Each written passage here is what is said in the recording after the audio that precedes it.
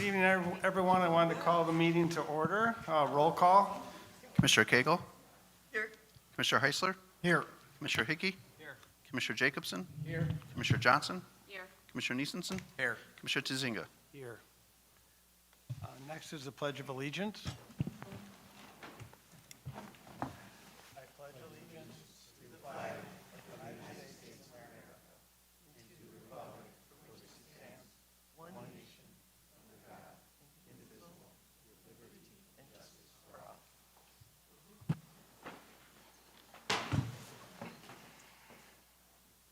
Next is approval of the agenda. I move to approve the agenda as submitted. Is there a second? I will second that. Anybody opposed? Okay, it's approved. Matters of the public. Donna Kurtz. Good evening, Crystal Lake Park District Commissioners and President Dr. Tasinga. My name is Donna Kurtz at 75 South Walkup Avenue, and Crystal Lake Park District has been in my life since 1968. I'd like to comment on the meeting security that's in place, but before I do that, I'd like to congratulate you on the success that the Park District has achieved in the $1 million in revenue with your summer camp and summer concerts in which over 1,500 participants have attended at each concert, and sold-out teen events, and so much more. And at this time, you have to realize you're part of this success, and you should take pride in that, and you should feel a lot of pride in what this park district has achieved. You're part of it as the board.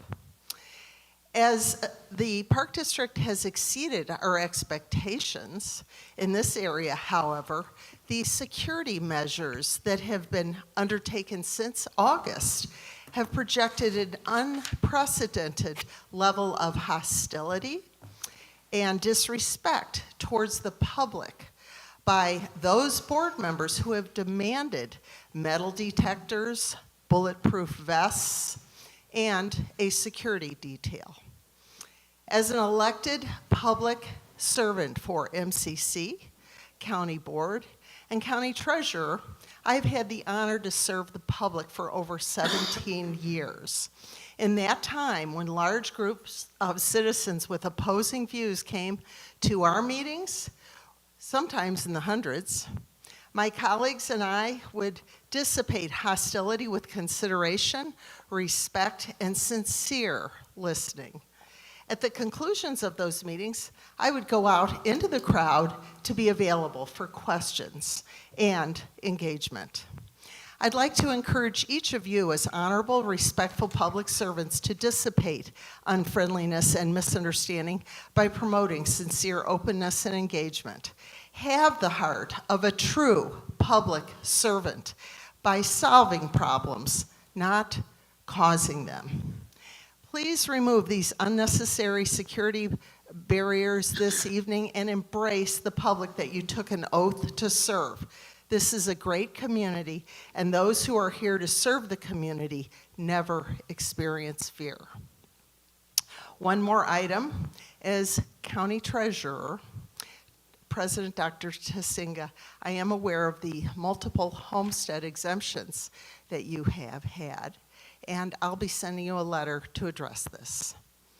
Thank you all very much for your time and consideration.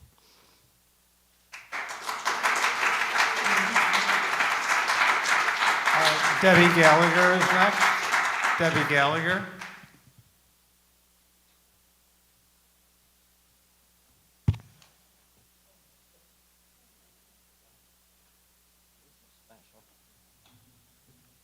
Debbie Gallagher, 690 Country Club Road. I just wanted to thank the Park District staff for the wonderful Luminaria walk that went on last Saturday.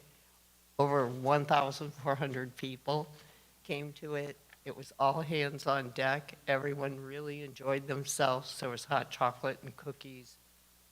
It took a lot of manpower to light those walks and man the hot chocolate and all of that. And all you saw out there were teamwork from this Park District staff. So I just wanted to, give them a hand for that wonderful event. And if you didn't make it, I'd encourage you all to try to get out to that special event next year. Also, I wanted to encourage the commissioners, especially the new ones, to go to conference if it's not too late, the conference in January. It's a really good way to learn and network. You find out all kinds of information about what it means to be a board member, other issues that boards are having, how to handle referendum, legal questions. There's just a mountain of information for board members, and I would highly encourage anyone, especially the new ones on the board, to attend it. So that's all I had to say. Thank you, and have happy holidays. Bruce McCorkowitz.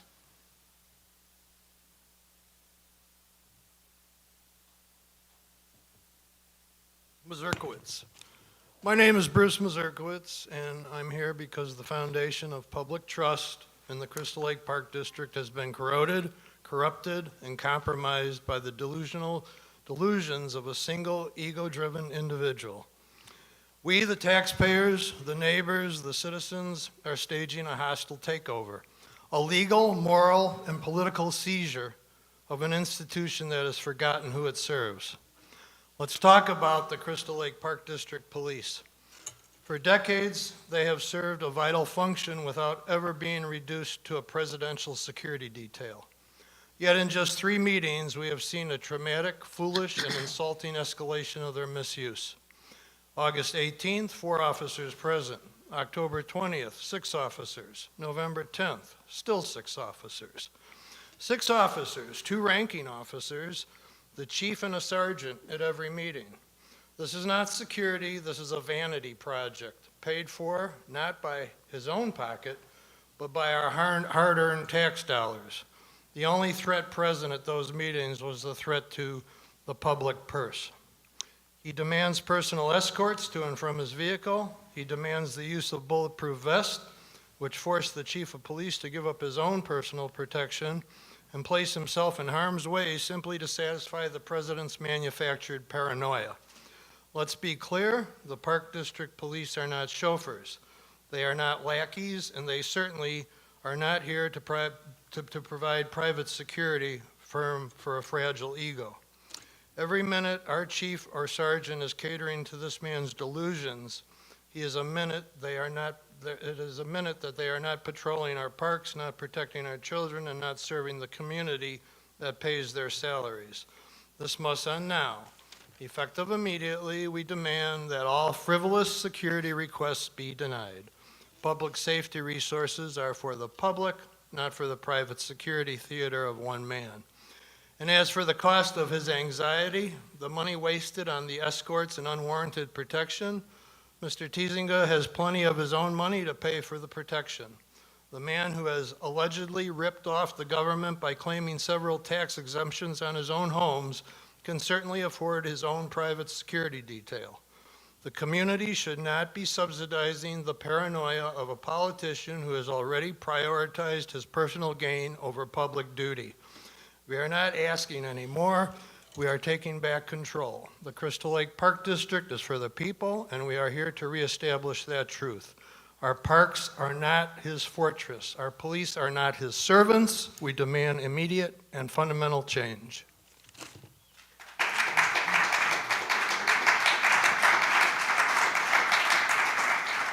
Brad Fennessy.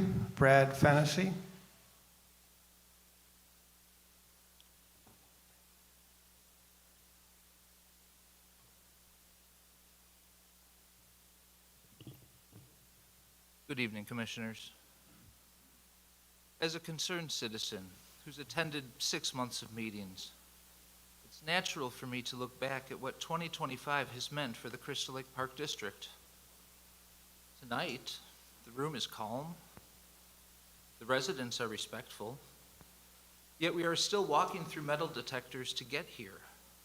We are still seeing thousands of taxpayer dollars spent on extra security every single month. And this creates a confusing financial picture.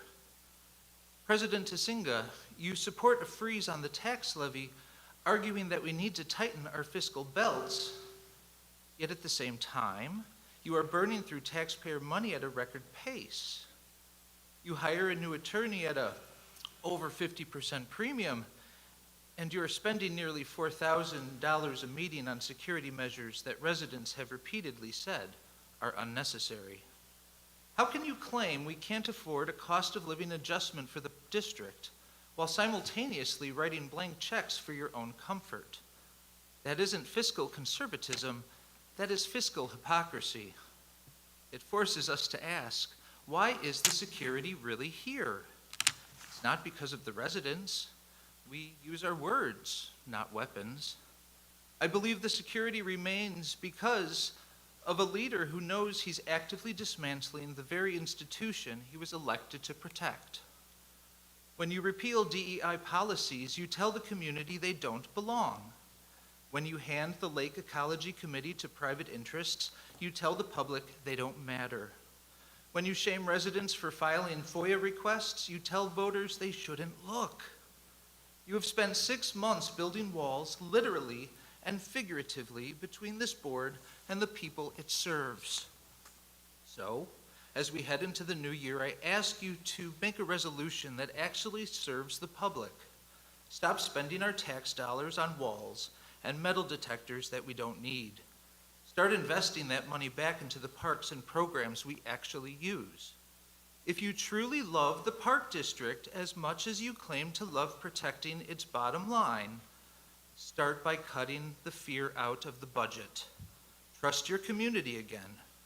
It's free, and it's the only way to lead us forward in 2026. Thank you.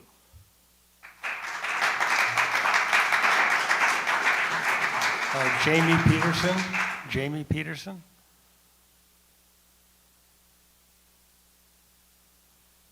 Hi, my name is Jamie Peterson. I've lived in Crystal Lake my entire life and recently moved to the Gates in Lakewood along with my husband and 3 children.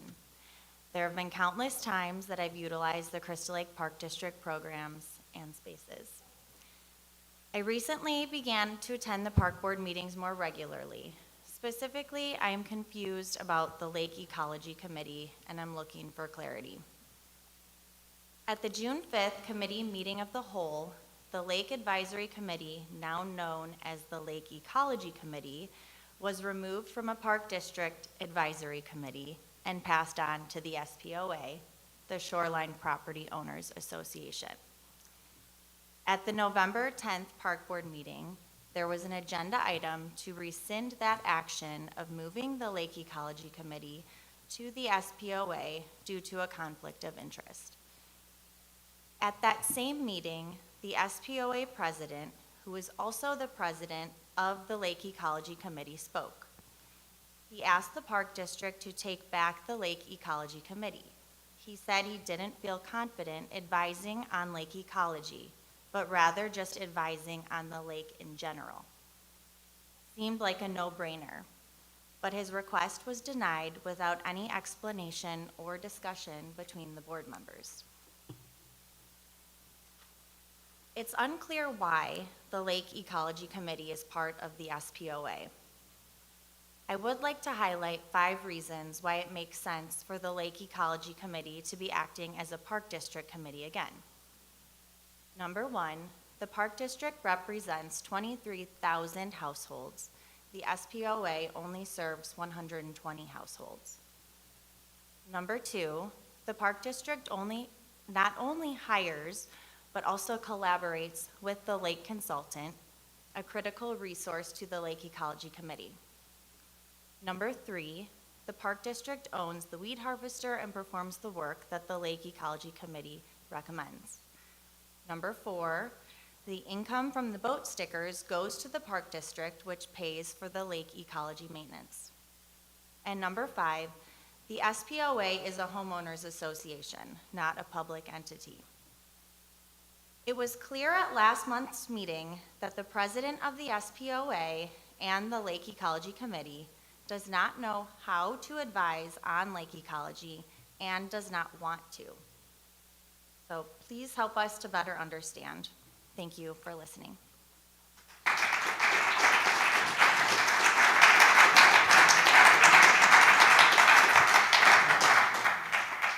Thank you very much. Moving on to unfinished business. Any unfinished business? Moving on to the consent agenda. So, number one, approval of the voucher expenses for the month ending November 30th, 2025 in the amount of $393,164.94. Approval of the interim voucher expenses for the month ending December 31, 2025 in the amount of $353,927.11. Accept the treasurer's report for the month ending November 30th, 2025 in the amount of $18,592,968.48. And approval of the regular meeting minutes from November 20th, 2025. Is there a motion to approve? I'll make a motion to approve the consent agenda. Is there a second? I'll second. Is there anybody opposed? Got to do a roll call. Okay, roll call. Commissioner Cagle? Yes. Commissioner Heisler? Yes. Commissioner Hickey? Yes. Commissioner Jacobson? Yes. Commissioner Johnson? Yes. Commissioner Neesensen? Yes. Commissioner Tazinga? A no vote. Okay, there's no items removed from the consent agenda, so moving on to agenda items, annual audit presentation. So tonight we have Kellen O'Malley here from Sikich, our auditing firm. This is Sikich's first audit of the Crystal Lake Park District, at least in the last 15 years. I believe they were our auditor a long, long time ago. But Kellen's here to just do a brief run-through of the audit. If you've got questions as we go along or afterwards, please feel free to ask. Welcome. Thank you, Jason. My name is Kellen O'Malley. I'm a director at Sikich, and on behalf of Sikich, thank you for having me here this evening. As part of our audit of the Crystal Lake Park District, we issued 2 reports, the Annual Comprehensive Financial Report, or ACFR, and our board report. I'll be covering just a few brief highlights of the ACFR, but I'm happy to answer any questions that the board has after that's done on any of the other reports. We issued our opinion as of April 30th, 2025. On page 88 of the board packet, I'll reference board packet as well as our page numbers. This is actually page 1 of the report, is our independent auditor's opinion. This is our opinion on the financial statements. When we issued opinion on the financial statements, we follow 2 sets of standards. We follow standards set by the AICPA, which is the American Institute of Certified Public Accountants. The AICPA tells us what types of procedures we must perform when we're conducting our audit. We also follow standards set by GASB, which is the Governmental Accounting Standards Board, and GASB sets the financial rules and regulations for local governmental entities such as the district. I'm pleased to present an unmodified opinion. That is the highest level of assurance that we can provide on the district's financial statements.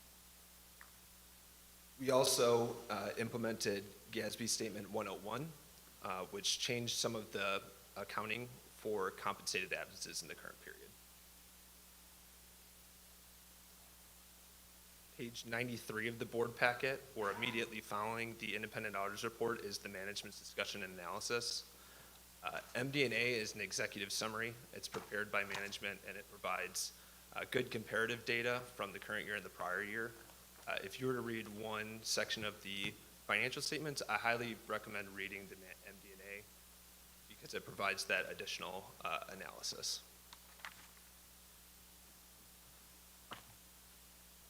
Page 107 of the board packet, or page 5 of the hard copy report, is the statement of net position. The statement of net position is on a full accrual basis. It's the consolidated financial statements of the district, and it has a long-term focus. It includes capital assets and long-term debt.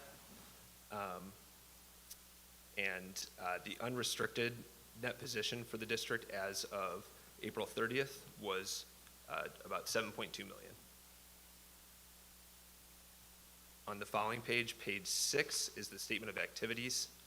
The statement of activities presents total expenses and revenues for the period. The change in net position indicates if the district is economically better or worse in the year operations. There is about a break even for the year, a $24,000 decrease in net position.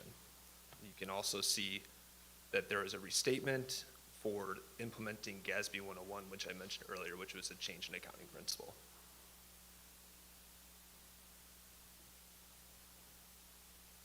Page 109 of the packet, or page 7 of the report, is the governmental balance sheet.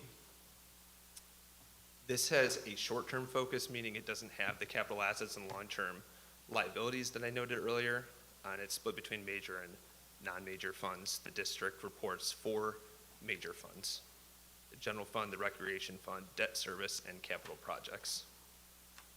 The general fund had a unassigned fund balance of about $258,000 and a total fund balance of $3.4 million. About $2.6 million of that is restricted. The recreation fund had a assigned fund balance of about $2.4 million, and the capital projects fund had a total fund balance at year end of about $7.5 million.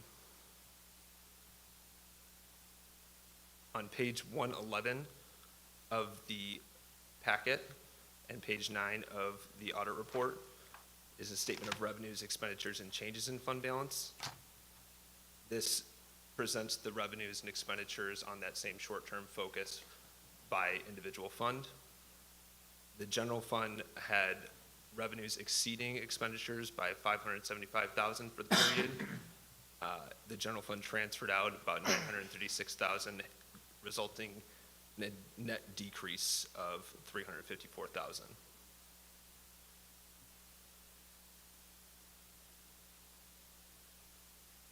The last item I'll cover is in the required supplementary information on page 145 of the packet or page 42 of the report. This is the schedule of changes in the employer's net pension liability for the Illinois Municipal Retirement Fund. IMRF has their valuation done on a calendar year basis, so their valuation is as of December 31st. As of December 31st, 2024, the district had a net pension liability of about $1.7 million, but that represents, as of 2024, that it was approximately 93.73% funded.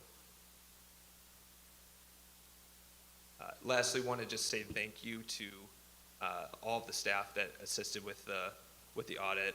Appreciate all of the help that we've received from Tina, among the other district staff. This is a big report.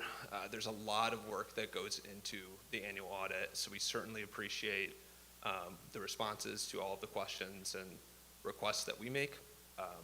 The district staff is very professional to work with, and we appreciate all of their help. With that, I'd be happy to answer any questions that the board has. So thank you very much for all your hard work, too. Does anybody have any questions? I have a question. The difference from last year to this year is $3.5 million from last year. Is that, what is that? Where are we spending that? Is that for the total statement of activities, or so for the statement your total change in that position for the year that I'm showing is 20. 16 compared to last year, 12, 3.5 million. Tell them what page you're on. It's MD basic.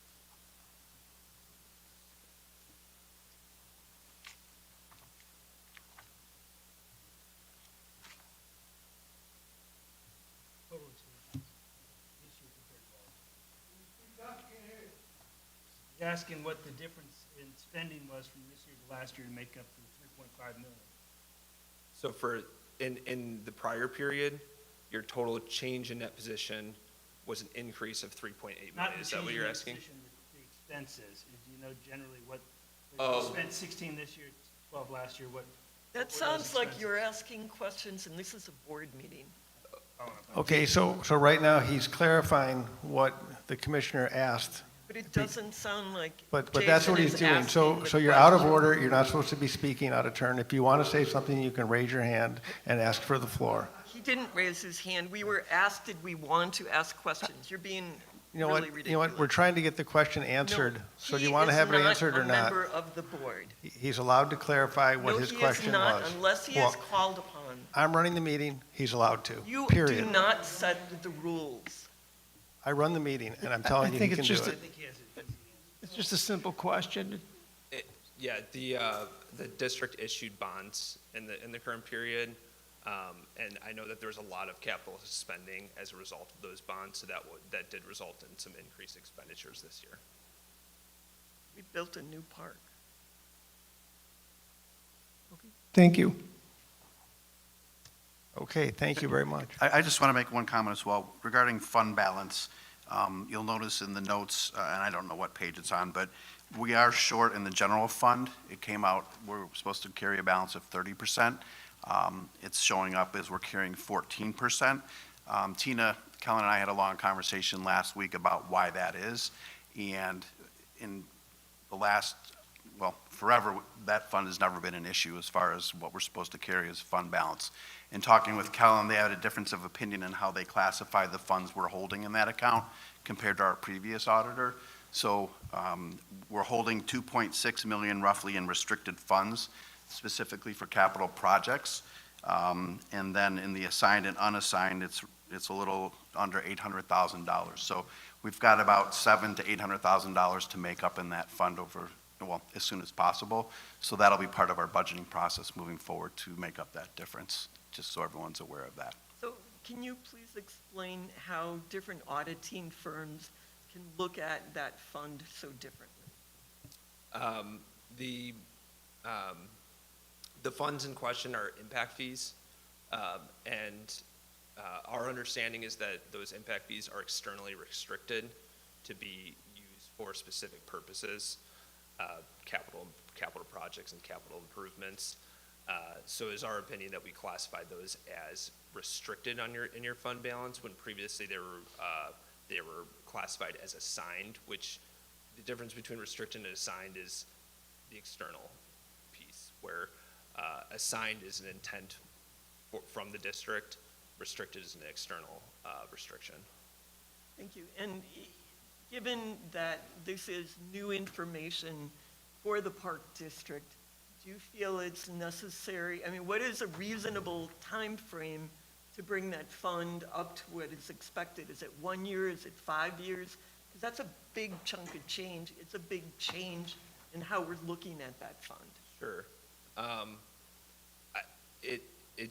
I would say that that's completely up to the district on how, your timeframe. It's your policy and that you enacted, upon yourself to have that percentage, 30% in fund balance that Jason mentioned. So, your decision to your length of time that you want to fund that is completely your decision.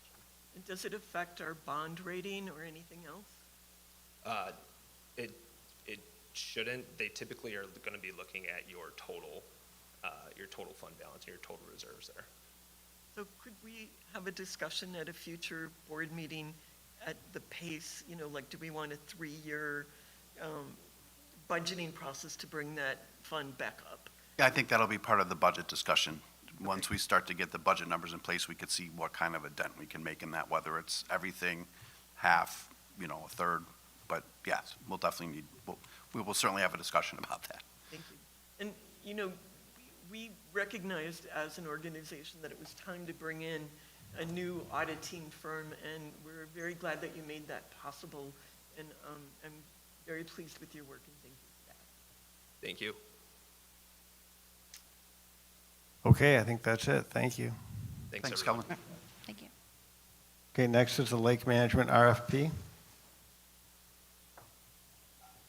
So the board provided direction to staff to go out and solicit requests for proposals from different lake management companies. In your packet were the two that we received out of the 5 contractors we sent information out to. It took a while to get us through the vetting process. Eric Preston, our manager of natural resources, and myself spent a lot of time going through the information as well as having meetings with both companies. The company that we're not recommending was the lower of the prices, but I think by the time all is said and done and they would actually be doing the work that we would request of them, that price would go up substantially. The proposal was very loose. Even after meeting with them, we weren't super comfortable with what we heard. So as you can see in there, we're recommending to go with Hay and Associates. Their price was higher than the $69,000 that's in the memo. We talked them down, and there's still room to bring that number down as we do the work this summer, depending on what needs to be done and what doesn't need to be done. So this is a not to exceed amount that we're asking for the board to approve. Okay, is there any discussion? Should we go around? Commissioner Hickey? So the Solitude Lake Management, obviously that quote was insufficient, so I assume we asked them to do an apples-to-apples comparison. You had a list of. Yeah, sorry. I believe we had a list of what we wanted, and were we able to go back to them and say, can you price based on what the scope of work was, as opposed to, it looks like they just kind of piecemealed it. Right, and it was very vague, and Yeah. even when we met with them and asked for that, it still came back vague. We asked that pricing sheet be filled out, and we didn't get one from them. So that was the first red flag. And when we put together the pricing on our own, it was like a little under $6,000 for the work. But we knew that for some of the things, they were only giving us the price to do it once, when we knew it would have to be done a minimum of 3 times, for example. So there was a lot of math we had to do to try to bring it up to speed, and we didn't really get anywhere when we met with them. And then another question, the 5 RFPs that were sent out, how did we determine those 5? And We did a search for companies that do this work. We asked, I believe I asked Hay for names of companies. We also, Eric and Preston also helped us develop a list, because that's his thing. So he knew the companies to send this work to. We did have another company that was extremely aggressive in putting together a proposal. And what I mean by that was they had a lot of questions. They did a lot of research. They were very technical. So we were excited to see what they had to propose, and then they ended up not submitting anything. and then as far as the other 3 that they just didn't reply at all, or? what? We heard nothing from the other 3. Oh, okay, that's all I had, thank you. Kathy? I really appreciate the hard work staff put in and meeting with each of the companies that responded and doing their due diligence, and I fully respect staff's expertise in the recommending Hay and Associates. I'm done. Commissioner Heisler? No comment. Commissioner Hickey? Sorry, Commissioner Nissenson? I'm satisfied with what Hay and Associates has done and put together. I like the breakdown they've done. The cap is a nice touch, I gotta be honest, to know exactly where we're gonna be at the end of the day and no more.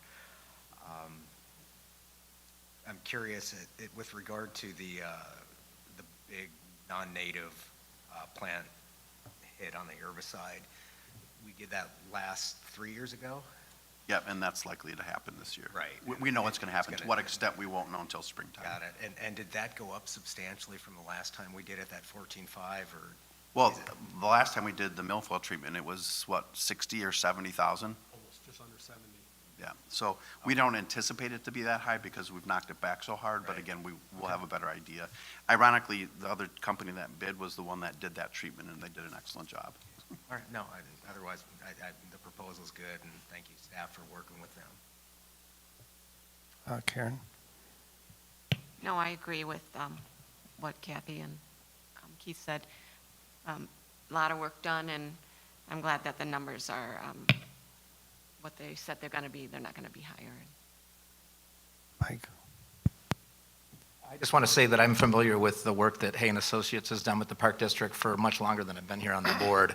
I was a beach manager here for over 25 years, and I would regularly attend their annual meetings. I know that was a sort of a point of contention at one point, saying that the presentation that we had to pay for was a little bit overpriced, but I think we thought we would be able to agree to negotiate that with them.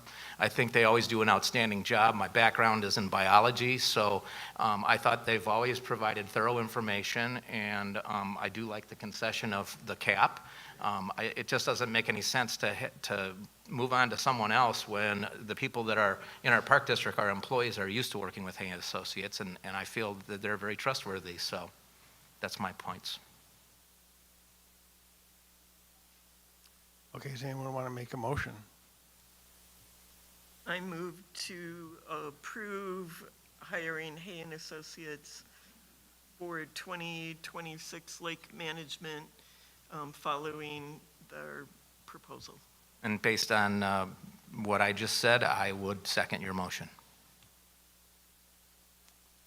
Okay. Commissioner Heisler? Yes. Commissioner Hickey?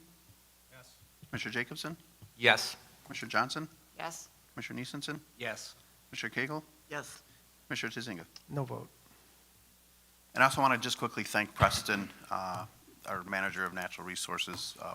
He was huge in helping us through this process, and we're very lucky to have him at our district. So, thank you. Okay, next is ordinance 25.26.08, safety manual update. Any discussion? Now we got to do them one. I just have a question. Go ahead. So the safety manual, who's the safety coordinator? So it falls in our HR department. John Crabb is our safety coordinator. He works under our HR manager, and the two of them collaborate on the safety manual. And then how do employees access that safety manual? Is it online, like on a? It's on our portal or shared drive. On a portal or something? Yes. Okay, thank you. Anyone else have any other questions? Can someone make a motion? I'll make a motion to approve the adoption of the safety manual in its current form. Is there a second? I'll second. Commissioner Hickey? Yes. Commissioner Jacobson? Yes. Commissioner Johnson? Yes. Commissioner Neesensen? Yes. Commissioner Cagle? Yes. Commissioner Heisler? Yes. Commissioner Tizinga? No vote. Ordinance 25.26.09, employee policy manual updates. Is there any discussion? I move to approve ordinance 25.26.09 employee policy manual updates as submitted. Is there a second? I'll second. Roll call? Commissioner Jacobson? Yes. Commissioner Johnson? Yes. Commissioner Neesensen? Yes. Commissioner Cagle? Yes. Commissioner Heisler? Yes. Commissioner Hickey? Yes. Commissioner Tizinga? No vote. Approval of the annual board meeting dates. I'd like to suggest that we change the December 21st board meeting date to December 14th. I think it's a little too close to Christmas. And also, I'm also going to ask that well, not ask, we're going to move the 16th meeting, February 16th meeting to February 17th, because February 16th is a Park District holiday. So we would meet on Tuesday, the 17th. Someone want to make a motion as amended? I'll make a motion to approve it as amended. Is there a second? I'll second that. Roll call? Commissioner Johnson? Yes. Commissioner Neesenson? Yes. Commissioner Cagle? Yes. Commissioner Heisler? Yes. Commissioner Hickey? Yes. Commissioner Jacobson? Yes. And Commissioner Jazinga. No vote. Board meeting security. Yes, we'll send out the updated dates to everybody. You're welcome. Any discussion? Board meeting security. Yes, I asked that this be on the agenda tonight. I think we have had wonderfully calm and respectful meetings without any threat. I think the whole atmosphere in the community has calmed down as the board has continued to move towards more transparency, and I feel very comfortable saying that I believe it's time to end security. I think by requiring security, we're actually insulting our, are you listening? Excuse me. Are you listening? I'm not going to have a discussion with you. You can keep making your point, but you're not having a discussion with me. No, I'm not, but I do expect you not to be talking. I think that we actually insult our community by having security metal detectors up and everything else that goes with it. We're publicly declaring we don't trust our own community, and I think we're here to instill trust in our community and to be leaders that we love our community and we believe in our community, not to say we don't like you and we don't trust you. And it's really time to put on our big adult pants and say, we can do this. And I would like to move to end extraordinary security measures at our meetings. We've often had one police officer at our meeting. I think that would be fine to continue with. But beyond that, I don't think it's called for. So I move to end extraordinary security measures at our meeting, beginning with our January meeting. Okay, Commissioner Hickey. Oh, wait, can we have a second for that motion first?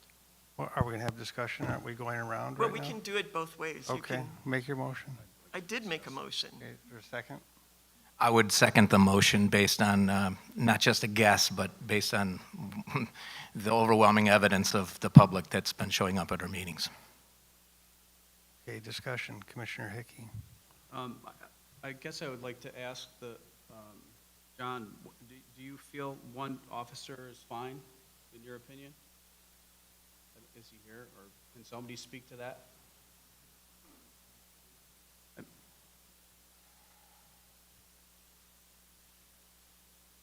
think I would defer that to the chief, so he's right outside there. Let me go get him. Okay, thank you. Real quick while we're waiting, just for clarification on cost, for the staffing of the meetings for park police, it's never exceeded $800. There's a lot of talk going around that it costs us $3,800 a meeting to staff with park police, and I just wanted to clarify that fact, that it's never exceeded $800.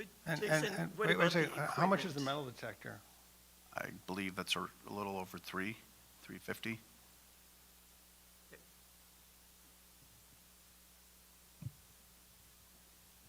A short conference with the chief there. Yeah, we feel that one would be sufficient, and if things change, we can adjust from there.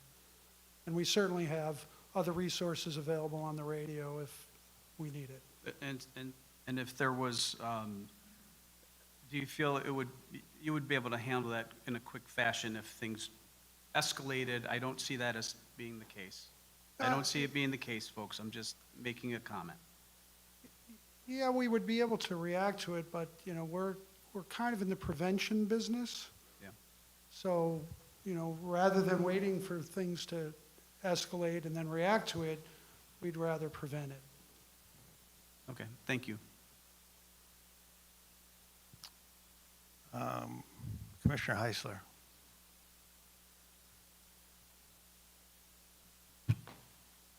I thought we were going to transition, or are we transitioning back over to the admin building for our meetings? Is that ever going to happen? That's the next agenda item. Oh, I figured at that point, we can make some adjustments. So I don't know when that's gonna be. Commissioner Nissenson.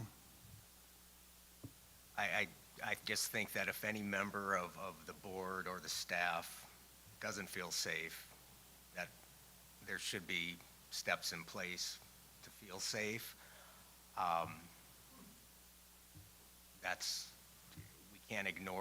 We can't ignore that, but at the same time, I certainly understand, the need for potentially ratcheting back over the next few meetings. Maybe we don't just go from 6 officers to 1 officer next month. I don't have the answer, but I'm just saying everybody should feel safe in this room, both public and staff and board members. Whatever that answer is to make the people feel safe, I think we should take measures to consider. Karen? Yes, I think we should be able to cut back on the security. I don't think that, I haven't felt, not that I had any feelings before of hostility, but that, we've come to agreements with the people coming to watch us and also how we talk with them, and I think that we should be able to have less security. Mike? Well, I know what I'm going to say is anecdotal, but I've been a public school teacher for 37 years, and never once have I ever had to use a metal detector, even at school. And I know we care for our kids' security and our kids' safety. I know that when there are sporting events with thousands of people attending, never once have there ever been any kind of an issue like that. And I guess I understand that they do at some of the sporting events have more police officers there and available, but it doesn't make a lot of sense in my mind, because it just seems, I'm hearing the public loud and clear, and I would like to be proud of a community where we don't have security concerns, where we feel like we can all talk with each other in a civil manner, and that we can move forward without having that. Okay, should we vote? Did you want to express any opinion? I think that we've seen unprecedented hostility by the public over the last couple of months, and people have come here that are in the public and said, I don't feel safe at this meeting. We had people stand up and say that, and we had people that came from other park districts that said, I've never seen a park district meeting like this. I mean, we have really gone to the edge of logic. We've called people fascists and Nazis in the paper. It's all over Facebook. There's multiple comments like that. Terrible phone calls have been made. So yeah, this has been a little bit of something like has never been seen before, and I think that the added security has been commensurate with the behavior in the community and online. And you have to be logical and respond when things like that happen. So I do agree that things are much calmer now. I absolutely agree that they are. Now, metal detectors, everybody stands up here and says we're spending $3,800 a meeting. We're not. We're spending $300 a meeting on a metal detector. Now, are you upset if people are a little safer when they come in here? Everybody's safer. Not just me. Everybody in this room is safer. So is it bad to be safer for $300 once a month? I don't think it's bad to be safer. And like the chief said, we're into the prevention business, not trying to react to things. And do I think that there's a time when it would be logical to completely go back to normal? I would love to see that day. And I think, so you're making my point, and I really appreciate that. And so we don't need to have people speaking. The public is here, and you're here to be able to have access to the meeting, but you're not here to disrupt the meeting. And so keep speaking out like that, and you keep proving the point. Fred, I'd like to speak again. So I believe it was FOIA looking for any threats in voicemail or text or email, and no threats were provided to that FOIA request. So I'm unaware that any threats ever happened, and they certainly didn't get provided for a FOIA. Okay, let's vote. So the motion's to lower the security from the current level to 1 officer per meeting, just so everyone's clear on the vote. Commissioner Neesensen. I vote no. I'd like to see a scaled-down version, a slow reduction over time, not one big swoop next January. Commissioner Cagle? Yes. Commissioner Heisler? No, I agree with Keith. Commissioner Hickey? Yes. Commissioner Jacobson? Yes. Commissioner Johnson? Yes. Commissioner Tezinga? No. Motion carries 4-3.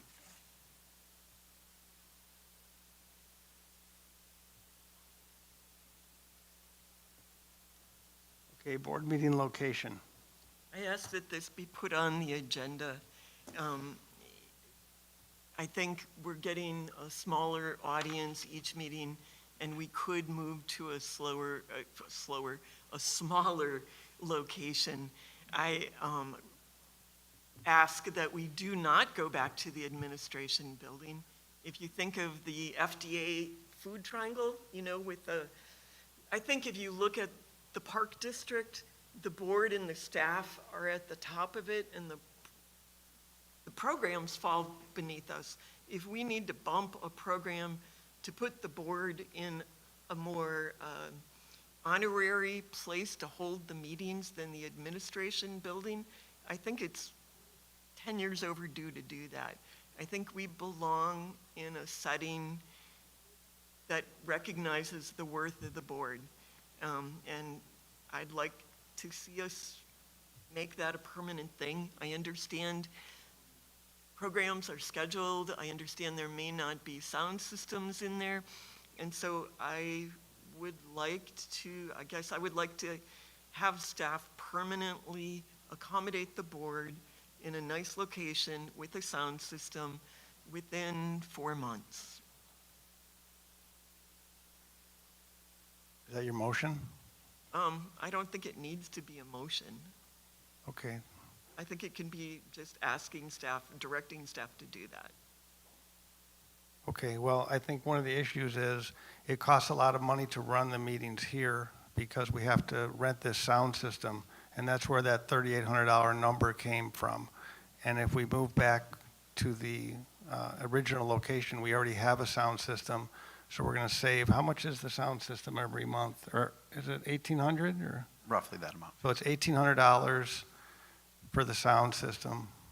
It's $300 for a metal detector.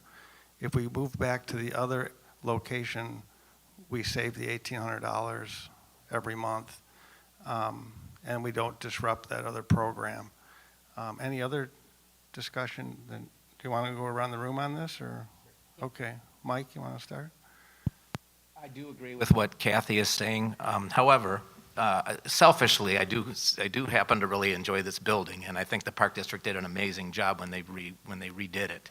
And I think it's a good focal point for the public to come and kind of enjoy one of the things that the Park District's done. I know that they rent this out for weddings and other different parties and different things like that. So selfishly, I kind of actually like it here. However, I do agree with the sentiments that Kathy has made. And if there could be another place that we could do it and maybe make the sound system kind of where you don't have to set it up each time, embedded into the space of where the meeting is held, I do think we might want to look at that. But Karen? Yes, I had a issue when I was gone in the summer and tried to watch the meeting when it was at the administrative building, and it was really poorly sound and video, and so I do not want to go back to something like that. So if we do go back to the administrative building, Jason, would we, is it worth it to review that of the sound and the video? More the sound. I mean, video is great, but sound was really important to be able to hear all of us speaking and through the video. So if we went back to the admin building, we would have to put in a new sound system because the one that was there has been put in here. We'd kind of like to leave the one here, so if we have to come back here for some reason, it's in place. So we would have to do that. As far as upgrading the broadcasting of the meetings, you know, we'd have to do some more research on what we could do to upgrade that. I mean, what we're doing now, when Kurt and I were putting it together, it showed. So these guys do an outstanding job because it's their business. So we could look at bringing them in to do it, to see what that would cost on an annual basis, or we can go back to what we were doing, or maybe try to find a hybrid somehow.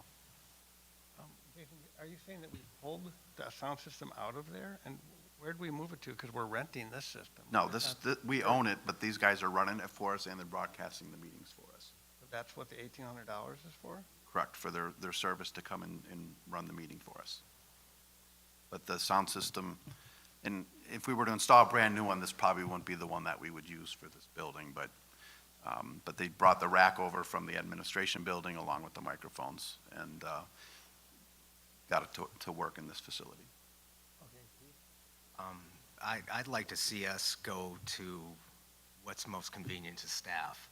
I mean, you guys you already put in an 8 to 10 hour day before you have to come here to this location, pick up all your stuff, you know, resituate yourself.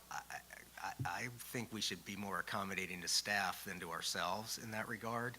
I don't know what location that might be. I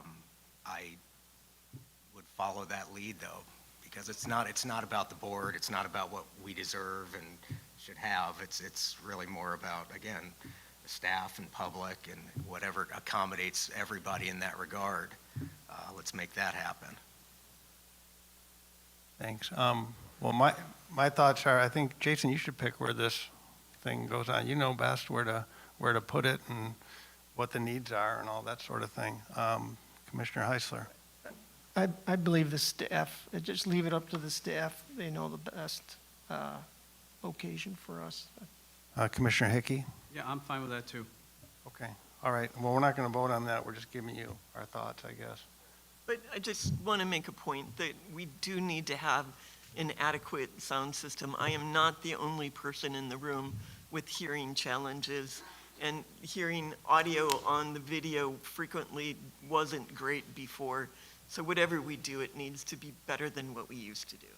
I don't disagree with that, so we can do that if we go back to our old location as far as finding something that's going to work better. Thank you. Okay, for the reports to the board. Eric, do you have anything? Are we going to cover tax objections in closed session? Closed session. Nothing. Tina? All right, I've got nothing to add to my report. Tina? Nothing to add from me? Kurt? Nothing else this evening. Jen? My report as is in the board report. Eric? Nothing to add. Amy? Nothing to add either. John? Nothing? Okay, matters from the board. I'd like to say something. When I first was approached to be a park commissioner, it wasn't even on my radar. And after thinking about it with my experience here at the Park District, working, and my knowledge of Crystal Lake, being here as a resident since 1965, I'm very proud of this town. And I had no agenda to be part of this board other than to serve the interests of the public, which I appreciate all of the people here that have come here to support. But the one thing that's been really, really eating at me is, maybe I'll make this rhetorical, but Fred, I just don't understand why you could be a president of our board and not even vote on some of these things. I just don't get it. It makes no sense to me. So I just would like, as the holidays approach and we come up to our next meeting, think very deeply about how we can serve our public in the best way possible, and not just some, but all people. And that's my point I'd like to make. Well, Mike, I'd like to answer your question. It comes down to Robert's rules. If you read Robert's rules, the president doesn't vote unless his vote would break a tie. So when you see me not voting, that's why I'm not voting. So just read Robert's rules. A lot of people have said that I'm- we don't know Robert's rules here, and we're following Robert's rules. I'm familiar with Robert's rules. Well, I've then been you should involved know in that. boards. But it's the spirit of it. It's the spirit of showing you're part of the team. No, it's really Robert's rules. Oh, but well, okay, I- you can I guess we'll cut agree the. to disagree on that. We're going to disagree on that. So thanks, everybody. That's the end of Wait, our meeting yes, I tonight. would like to have a comment from the board, thank you. Oh, okay. I would like to thank staff for the festive look for the parks. I think they look wonderful, they're bright and shiny and sparkly, and I think it really adds to the quality of the holidays for our whole community, and I really appreciate the cold, hard work that's involved in making that happen, so thank you for that. I'm done now. Okay, we're adjourned. Okay, we're going to reconvene now for. Motion to move into executive session. I Okay, move roll. to go into executive session to discuss, what are we, Is there a second? I'm sorry, litigation. Pardon? 2C11. 2C11, I will second her motion. Okay, roll call. Commissioner Cagle? yes. Commissioner Heisler? Yes. Commissioner Hickey? Commissioner Jacobson? Yes. Commissioner Johnson? Yes. Commissioner Neesensen? Yes. Commissioner Tizinga? Yes.